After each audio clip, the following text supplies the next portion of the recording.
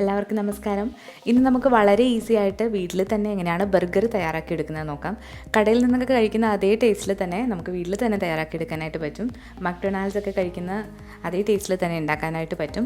അപ്പോൾ അധികം താമസിയാതെ ഇതെങ്ങനെയാണ് തയ്യാറാക്കി എടുക്കുന്നത് നോക്കാം. അതിനു മുൻപ് നിങ്ങൾ ഈ ചാനൽ ആദ്യമായിട്ടാണ് കാണുന്നതെങ്കിൽ സബ്സ്ക്രൈബ് ചെയ്തിട്ട് റൈറ്റ് സൈഡിലായിട്ട് കാണുന്ന ബെല്ലൈക്കൺ കൂടി ഒന്ന് പ്രസ് ചെയ്തോളൂ. അപ്പോൾ ഞാൻ വീഡിയോസ് അപ്ലോഡ് ചെയ്യുമ്പോൾ നിങ്ങൾക്ക് നോട്ടിഫിക്കേഷൻസ് കിട്ടുന്നതാണ്. അപ്പോൾ അധികം താമസിയാതെ നമുക്ക് ബർഗർ എങ്ങനെയാണ് തയ്യാറാക്കി എടുക്കുന്നത് നോക്കാം. ആദ്യം തന്നെ നമുക്കിതിൻ്റെ ഉള്ളിൽ വെക്കുന്ന പാറ്റീസ് തയ്യാറാക്കി എടുക്കണം. അപ്പോൾ അതിന് വേണ്ടിയിട്ട് ഞാനിവിടെ മിൻസ്ഡ് മീറ്റാണ് എടുത്തിട്ടുള്ളത്. അപ്പോൾ 250 ഗ്രാം ബീഫാണ് ഞാനിവിടെ എടുത്തിട്ടുള്ളത്. ഇനി ഇതിലേക്ക് നമുക്ക് ഒരു മീഡിയം സൈസിലുള്ള സവാള പൊടിയായിട്ട് അരിഞ്ഞത് ചേർത്ത് കൊടുത്തിട്ടുണ്ട്. പിന്നെ വേണ്ടത് വെളുത്തുള്ളിയാണ്. ഇതൊന്ന് മിൻസ് ചെയ്ത് വെച്ചിരിക്കുന്നതാണ്, അതായത് പൊടിയായിട്ട് അരിഞ്ഞതാണ്. 1 ടീസ്പൂൺ ചേർത്ത് കൊടുത്തു. പിന്നെ വേണ്ടത് മല്ലിയില അല്ലെങ്കിൽ പാഴ്സലിയുടെ ഇല, ഇതിലേതെങ്കിലും ഉണ്ടെങ്കിൽ നമുക്ക് ചേർത്ത് കൊടുക്കാവുന്നതാണ്. ഇനി ഇതിലേക്ക് നമ്മൾ എരിവിന് വേണ്ടി ചേർക്കുന്നത് കുരുമുളക് പൊടിയാണ്. അപ്പോൾ ഞാനിവിടെ 1 ടീസ്പൂൺ കുരുമുളക് പൊടി ചേർത്ത് കൊടുത്തിട്ടുണ്ട്. ഇനി ഇതിലേക്ക് ഒരു മുട്ടയുടെ മഞ്ഞയാണ് ചേർത്ത് കൊടുക്കുന്നത്. ഇനി ഇതിലേക്ക് നിങ്ങളുടെ കയ്യിൽ സോസൊക്കെ ഉണ്ടെങ്കിൽ ചേർത്ത് കൊടുക്കാവുന്നതാണ്. അപ്പോൾ ഞാനിവിടെ ലൈറ്റായിട്ടുള്ള സോയാ സോസാണ് ചേർത്ത് കൊടുക്കുന്നത്. അപ്പോൾ ഒരു 1.5 ടീസ്പൂൺ സോയാ സോസാണ് ഞാനിവിടെ എടുക്കുന്നത്. ഇത് നിങ്ങളുടെ കയ്യിലുണ്ടെങ്കിൽ മാത്രം ചേർത്ത് കൊടുത്താൽ മതി. അപ്പോൾ ഇത് കൊടുക്കുമ്പോൾ ഒരു പ്രത്യേക ടേസ്റ്റ് കിട്ടും, അതാണ്. ഇനി ഇതിലേക്ക് ഞാൻ കുറച്ച് മസ്റ്റാർഡ് സോസാണ് ചേർത്ത് കൊടുക്കുന്നത്. ഇത് കടുക് വെച്ചിട്ടുള്ള ഒരു സോസാണ്. അപ്പോൾ ഇതുണ്ടെങ്കിൽ ഒരു പ്രത്യേക ടേസ്റ്റ് നമ്മുടെ ബർഗറിന് കിട്ടും. അപ്പോൾ ഇതുണ്ടെങ്കിൽ മാത്രം നിങ്ങൾ ചേർത്ത് കൊടുക്കുക. പിന്നെ വേണ്ടത് ബാർബിക്യൂ സോസാണ്. ഇതും ഓപ്ഷണലാണ്. നിങ്ങൾക്ക് ഇതിന് പകരം ടൊമാറ്റോ സോസ് ചേർത്ത് കൊടുക്കാവുന്നതാണ്, അല്ലെങ്കിൽ ചില്ലി സോസ്, നിങ്ങളുടെ കയ്യിൽ ഏത് സോസാണുള്ളത് അത് ചേർത്ത് കൊടുക്കുക. ഇനി ഇതിലേക്ക് ആവശ്യത്തിനുള്ള ഉപ്പ് ചേർത്ത് കൊടുക്കുകയാണ്. സോയാ സോസിൽ ഓൾറെഡി ഉപ്പ് കാണും, അപ്പോൾ അതനുസരിച്ചിട്ട് നിങ്ങൾ ചേർത്ത് കൊടുക്കുക. ഇനി ഇത് കൈവച്ചിട്ട് തന്നെ നന്നായിട്ടൊന്ന് മിക്സ് ചെയ്തെടുക്കുക.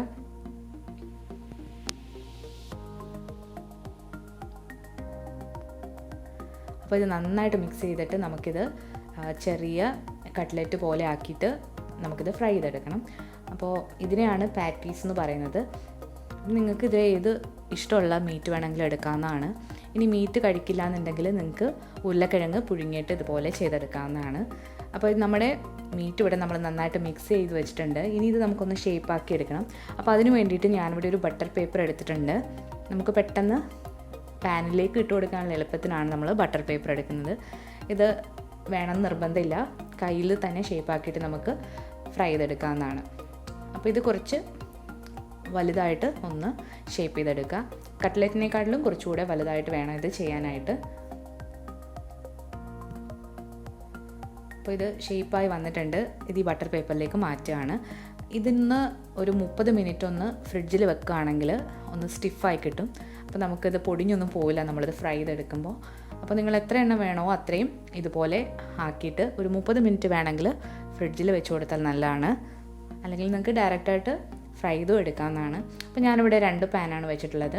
അതിലേക്ക് കുറച്ച് എണ്ണ ഒന്ന് ഒഴിച്ചു കൊടുക്കുന്നുണ്ട്. പാൻ നന്നായിട്ട് ചൂടായി വന്നതിന് ശേഷം നമ്മൾ ഈ ഷേപ്പ് ചെയ്ത് വെച്ചിരിക്കുന്നത് ഇതിലേക്ക് ഇട്ടിട്ട് ഒരു മീഡിയം ഫ്ലെയിമിൽ ഇത് നന്നായിട്ട് കുക്ക് ചെയ്തെടുക്കണം. അപ്പോൾ ബീഫ് ആയതുകൊണ്ട് തന്നെ ഇത് വേവാനായിട്ട് കുറച്ച് സമയമെടുക്കും. അപ്പോൾ ഇതിൻ്റെ ഉൾഭാഗമൊക്കെ നന്നായിട്ട് വേണമെങ്കിൽ മീഡിയം ഫ്ലെയിമിൽ ഇട്ട് വേണം ഇത് വേവിക്കാനായിട്ട്. നിങ്ങൾക്കിത് അടച്ചു വെച്ചിട്ടും സ്ലോ കുക്ക് ചെയ്തെടുക്കാവുന്നതാണ്.